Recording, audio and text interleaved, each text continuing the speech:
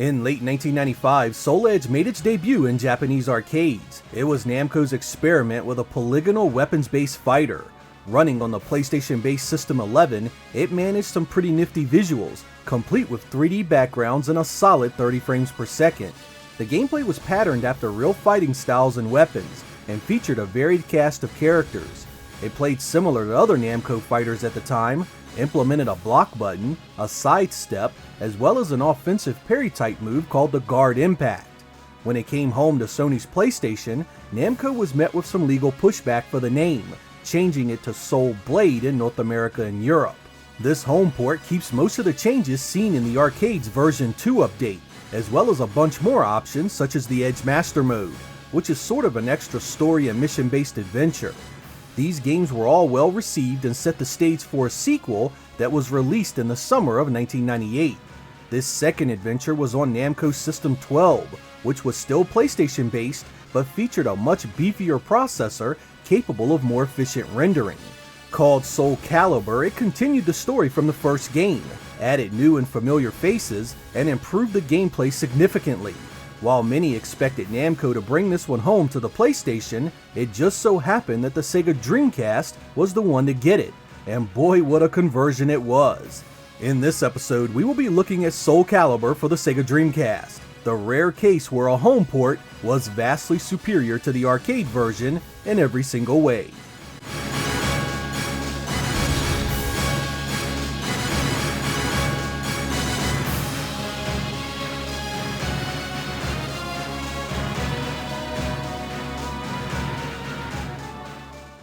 If you've played Soul Blade, you pretty much know what to expect here. You get a cast of fighters that have weapons like nunchakus, sai, bow staff, and various types of swords.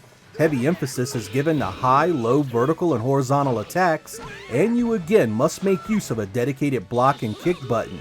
The Guard Crush parry system is expanded here to include the ability to brush aside incoming attacks, as well as stun your opponent momentarily.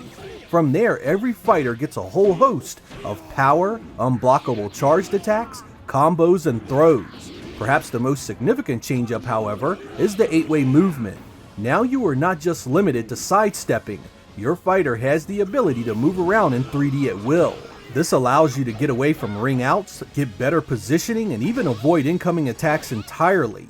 Whereas most fighting games up to this point had been centered on a single axis and only allowed button presses for rolls and sidesteps, SoulCalibur gives you the complete freedom to move around the ring unabated. You start out with a choice of 10 fighters in the arcade mode, but you can open up a lot more. Extra content isn't just restricted to new fighters either.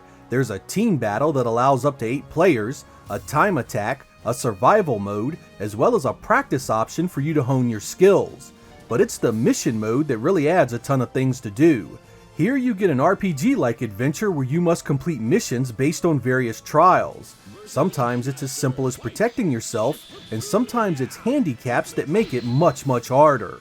It adds something to test your skills past the arcade mode in a welcome addition. Finally, the museum mode is loaded with things to see. It has lots of cool art in the gallery, and the battle theater allows you to pit fighters against one another. When it comes to things to do and see, SoulCalibur really stood out from the stuff you usually saw from Sega. This was no bare-bones arcade port, and Namco really went the extra mile to give you your money's worth.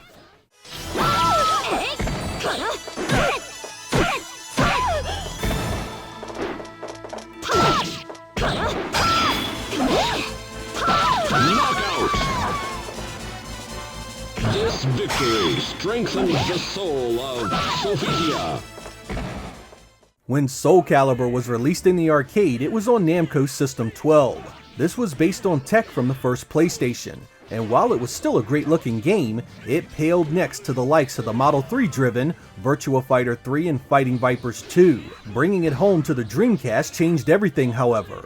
Using all that extra horsepower, Namco crafted a port with better textures, a higher resolution, more polygons, a new lighting engine, and it all came together in a package that really outshined the original arcade version in every way.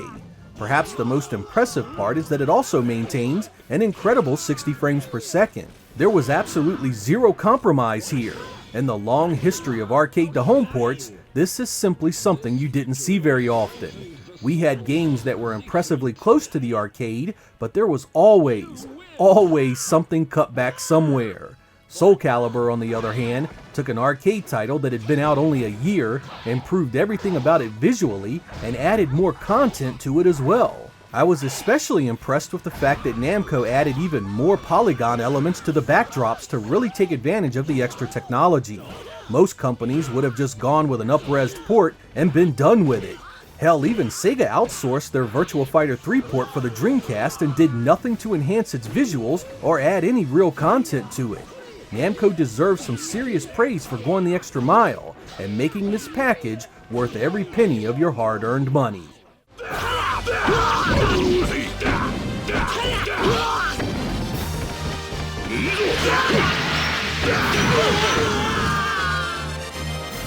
This victory strengthens the soul of Edgemaster. You win! I'm a fan of really good soundtracks in video games, and man did Namco go all out in SoulCalibur. There are huge grade A Hollywood productions that don't have the music this game has. Some of it is loud and dangerous, some of it is pure adrenaline-filled magic, and the rest of it just fits each and every stage perfectly. It's almost as if there is an orchestra sitting off the screen playing along to the battles. Don't take my word for it though, here are a few examples to see for yourselves.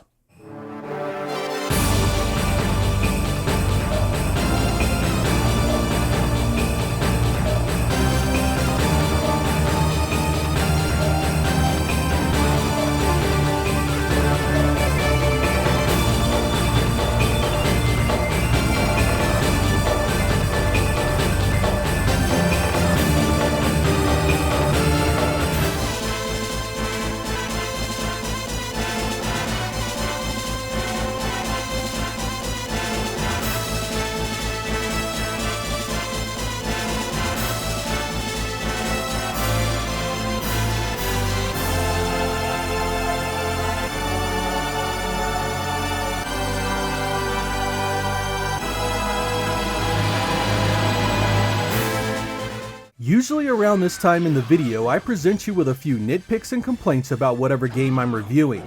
It's usually something about the graphics, sound, or gameplay that bothered me, and I try to convey if it bothered me enough to dramatically affect or outright ruin the overall experience. In SoulCalibur here, I can't honestly put up a serious critique that has any real merit.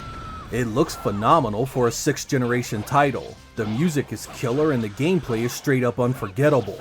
I suppose I can mention that there are some imbalances in the roster, and I guess it could have had network multiplayer since the Dreamcast revolutionized that, and it was a year into its life. But as far as serious game-changing issues, there are none.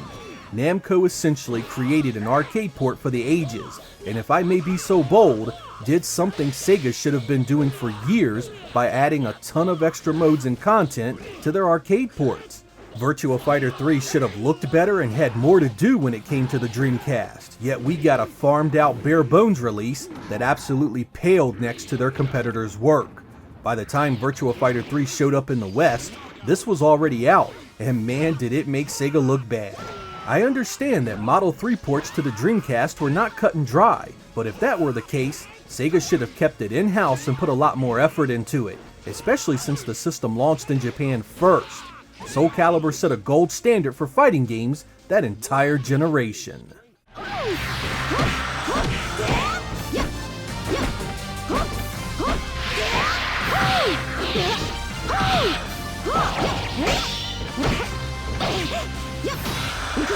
Knockout! This victory strengthened the soul of Taki. You win! As good as SoulCalibur was on the Dreamcast, it did not sell well in Japan. It debuted number 1 there, but quickly fell off the bestsellers list as interest in the console faded fast. Despite gaining some impressive numbers overseas, the low Japanese sales scared Namco away, who decided against any more big-budget releases. So while SoulCalibur's story is a bright shining example of how to do software well, it still wasn't enough to make a difference in the fate of the Dreamcast. For me though, I will never forget seeing this for the first time. It was one of those games that made you proud of your new system, and you bragged like hell to your friends. While SoulCalibur looked fine on a TV, it was when it was hooked up to a monitor in VGA mode that it really shined. I bought a computer CRT just for this game so I could have my system hooked up in VGA mode all the time. Anything less was simply not gonna cut it after seeing how great it could be. A few years later, SoulCalibur 2 would get a multi-platform release on the PlayStation 2, GameCube, and Xbox, and while it was a great game in its own right, I still preferred this one in many ways. Hell, I still consider this a better fighting game than a lot of the stuff we see today.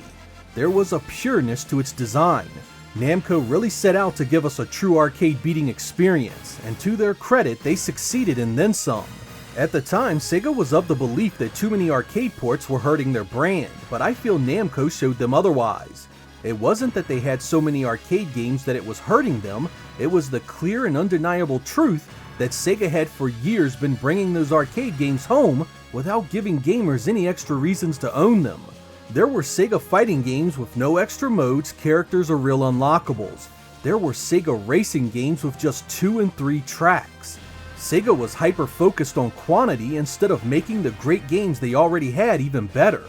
It's a lesson Namco learned early and the reason why their properties endured. Giving gamers a great game is awesome, but giving gamers a great game with a crap load of extra content is even better. I'm Sega Lord X. Thank you guys for watching, and I will catch you next time.